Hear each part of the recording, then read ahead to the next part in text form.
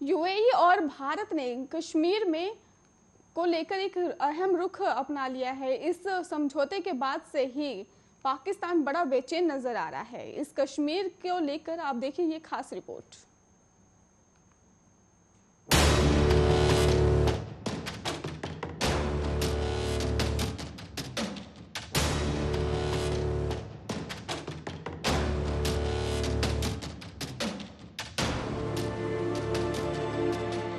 Dubai की सरकार और जम्मू कश्मीर प्रशासन ने इंफ्रास्ट्रक्चर को लेकर एक समझौते पर हस्ताक्षर किए और इस समझौते को काफी अहम इसलिए बताया जा रहा है क्योंकि जम्मू कश्मीर हमेशा से एक विवादित क्षेत्र है। पाकिस्तान के राजनयिकों का कहना है कि ये पाकिस्तान के लिए झटका है और दुबई यूएई का है और यूएई एक इस्लामिक देश है। पाकिस्तान की कोशिश रही है कि वो कश्मीर के मामले में इस्लामिक कनेक्शन जोड़ते हुए भारत के खिलाफ समर्थन जुटाए। हालांकि पाकिस्तान को इसमें अब तक वैसी कामयाबी नहीं मिली है और पाकिस्तान के साथ कश्मीर मामले में तुर्की ही खुलकर आया, लेकिन बाकियों से निराशा ही हाथ लगी है। यूएई ने अनुच्छेद 370 खत्म करने के बाद भी पाकिस्तान की लाइन का समर्थन नहीं किया था और अब कहा जा रहा है कि केंद्र शासित प्रदेश बनने के बाद दुबई का कश्मीर में समझौता करना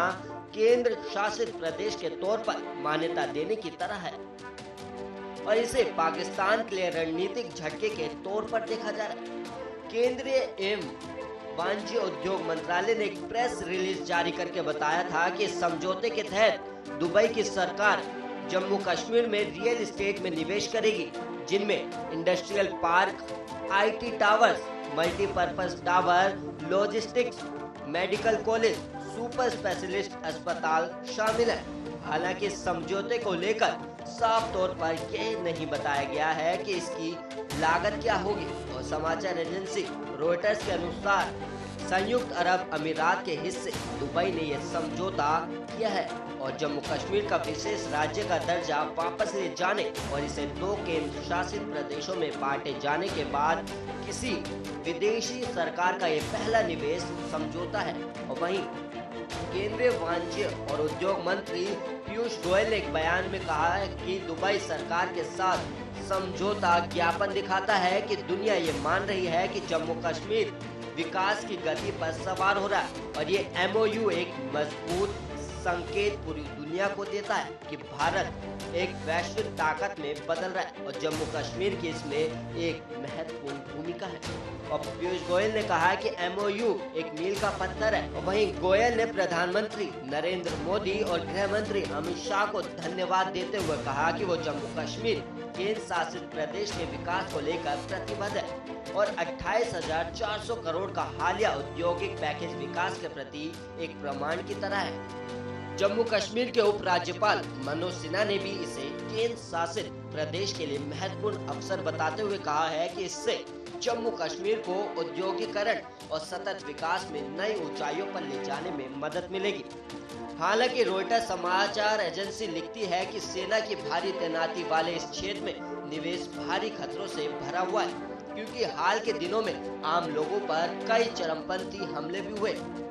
और सुरक्षा बलों ने उनके खिलाफ अभियान छेड़ा जिसके कारण कई लोगों की मौतें हुई और भारत सरकार जहां इसे एक बड़ी कामयाबी की तरह देख रही, वहीं पाकिस्तान की भी नजर इस घटना पर बनी हुई है क्योंकि दोनों ही राज्य कश्मीर पर अपना अपना दावा करते आए हैं और इस समझौते की घोषणा के बाद पाकिस्तान की ओर से आधिकारिक तौर पर कुछ भी नहीं कहा गया, लेकिन विदेश मंत्री शाह महमूद कुरैशी ने एक बार फिर कश्मीर को लेकर ट्वीट कर दिया और उन्होंने भारत प्रशासित कश्मीर में बेरोक टोक एक्स्ट्रा जुडिशियल किलिंग का आरोप लगाते हुए लिखा कि भारत प्रायोजित आतंकवाद और क्रूर सैन्य घेराबंदी कश्मीर लोगों के आत्मनिर्णय के अधिकार के लिए लड़ने की इच्छा को नहीं तोड़ पाया है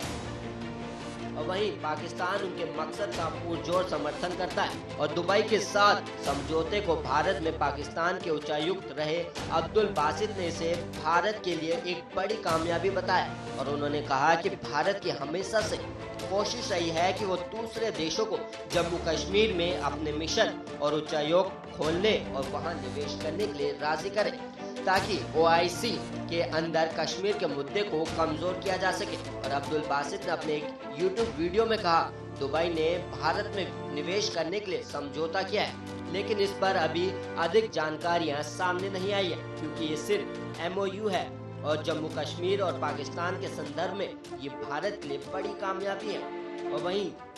मुस्लिम देश और OIC के सदस्य देश हमेशा से पाकिस्तान और कश्मीरी भावनाओं को लेकर चिंतित रहे और वो ये सोचते रहे हैं कि उनका कोई ऐसा काम ना हो जो ये दिखाए कि वो पाकिस्तान के साथ नहीं खड़े। और ये MOU दिखाता है कि मामला हमारे हाथ से निकलता जा रहा है और हम अंधेरे में अपने हाथ पांव हिला रहे हैं। और सच्ची बात यही है कि कश्मीर पर हमारी कोई नीति अब रही ही नहीं है और वर्तमान सरकार का कश्मीर को लेकर ढील ढाल रवैया रहा है जो उनको भविष्य में डराएगा। लेकिन पिछली सरकारों ने भी हमारी कश्मीरी नीतियों को कमजोर करने में कोई कसर नहीं छोड़ी। और अब्दुल बासित ने कहा कि ये भारत और पाकिस्तान दोनों के पक्ष में है कि कश्मीर मसले का हल हो,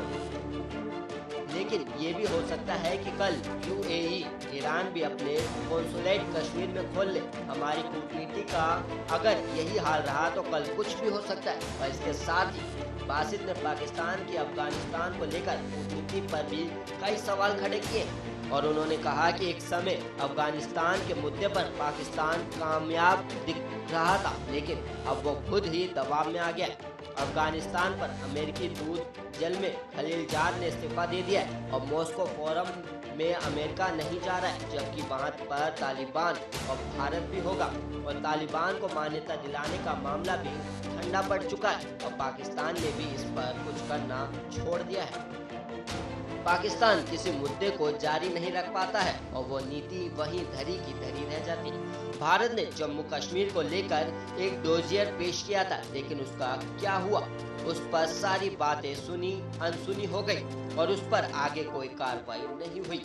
फॉलो अप में हम बहुत कमजोर हैं और यही हमारा बुनियादी मसला है, वरना कोई वजह नहीं है कि हम कश्मीर, अफगानिस्तान और चीन के मसले पर जो नतीजे चाहें उसको हासिल न कर पाए। कश्मीर के मुद्दे को OIC में मुस्लिम देश जरूर उठाते रहे, लेकिन हर मुस्लिम देश इसके शांतिपूर्ण हल की वकालत करते हैं। और इसी साल की शुरुआत में भारत और पाकिस्तान के बीच जब तनाव गहराया तो संयुक्त अरब अमीरात ने आगे बढ़कर इसको शांत करने की कोशिश की थी। और इस साल अप्रैल में अमेरिका में UAE के राजदूत यूसुफ अल उतैबा ने कहा था, भारत और पाकिस्तान के बीच अच्छे रिश्ते कायम करने को लेकर UAE कोशिश कर रहा है। फिलहाल आपको बता दें कि मसला कुछ भी पाक नींद में जरूर अब खलल पड़ता हुआ नजर आ रहा है। Special report Aryan.